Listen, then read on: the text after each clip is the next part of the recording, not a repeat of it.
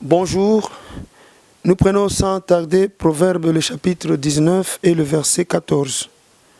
La Bible dit, on peut hériter de nos pères une maison et des richesses, mais une femme intelligente est un don de l'Éternel. Il y a des traductions où on parle d'une femme sage. Ici, Salomon dit, on peut hériter. Il pesait bien ces mots parce que c'était un homme inspiré. On peut hériter. Donc, ton père peut avoir beaucoup de biens. Tu te dis, quand il mourra, j'aurai. Mais il tombe malade. Vous vendez tous ses biens pour ses soins. Et après avoir consommé l'argent de la vente de la dernière maison, il rend l'âme. Et le jour du deuil, vous commencez à vous débrouiller pour mettre la dépouille et pleurer votre père. Donc ce n'est pas très sûr que si tu as un papa qui a beaucoup d'argent, tu vas hériter des maisons et des richesses. C'est pourquoi Salomon dit on peut hériter. Il y a probabilité. Ah, il y a probabilité. Alors fils, ne mets pas toute ton intelligence, ta confiance dans la richesse de ton père. Considère beaucoup plus ce qu'il est. Prends ses qualités, même si tu n'hérites rien, tu pourras survivre. Ça, c'est une notion très, très importante. D'ailleurs, le descendant d'Abraham, ce n'est pas celui qui hérite de la richesse d'Abraham, c'est celui qui hérite de la vie d'Abraham. Celui qui hérite de la vie d'Abraham. C'est celui-là qui est le descendant d'Abraham. Faisons attention. Et puis, on dit, une femme intelligente, c'est un don de Dieu. Là, je me sens obligé d'ouvrir une parenthèse par rapport au choix. Vous voyez, on dit une femme intelligente est un don de Dieu. La Bible s'explique partout. Ça signifie quoi? Déjà, dès le commencement, le premier homme n'a pas demandé une femme à Dieu. Dieu lui a fait don. Isaac, Dieu lui a fait don. Maintenant, les gens commettent des erreurs parce qu'ils se précipitent. Le temps n'est pas encore arrivé. Tu n'es même pas un responsable.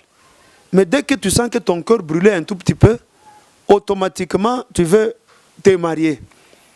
Tu montes, tu descends, tu pries, tu jeûnes. Seigneur, éclaire-moi, éclaire-moi, non.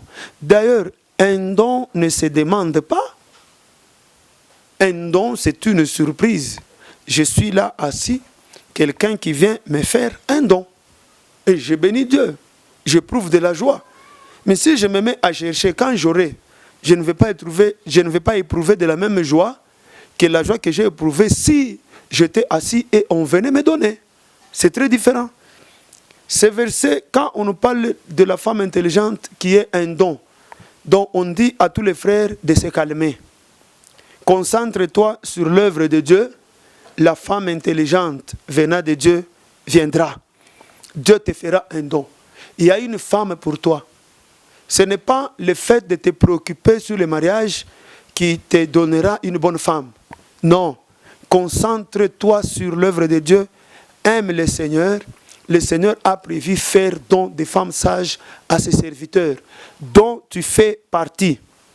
Donc mon frère, ne sois pas pressé. Et puis, tu es pressé pourquoi? Tu es pressé pourquoi? Tu es chez vous, tu manges, on ne t'a pas chassé. Tu as l'opportunité de servir Dieu comme tu veux. Tu es pressé pourquoi? Attends comme Isaac a attendu un don précieux de Dieu, d'une femme intelligente. Viens.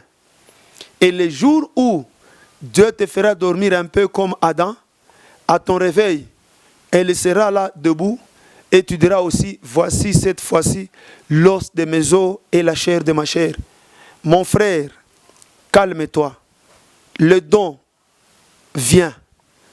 Concentre-toi sur l'œuvre, que ton cœur bouillonne de la pensée de la moisson. Si tu as une tâche à accomplir à l'église, concentre-toi sur ça. Le mariage, ça vient. La femme vient. ça fait partie du projet de Dieu. D'abord, dans le jardin d'Éden, ce n'était pas Adam qui était le premier à penser sur son mariage. Le mariage, ton mariage, c'est dans le projet de Dieu. Et la femme là qui est un don, elle va venir. Que Dieu te bénisse.